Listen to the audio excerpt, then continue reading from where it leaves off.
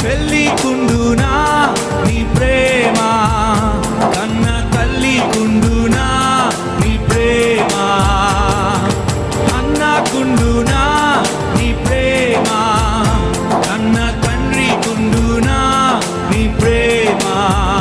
యేసయ్యా యేసయ్యా యేసయ్యా యేసయ్యా యేసయ్యా యేసయ్యా యేసయ్యా యేసయ్యా నీ ప్రేమ ఎంతో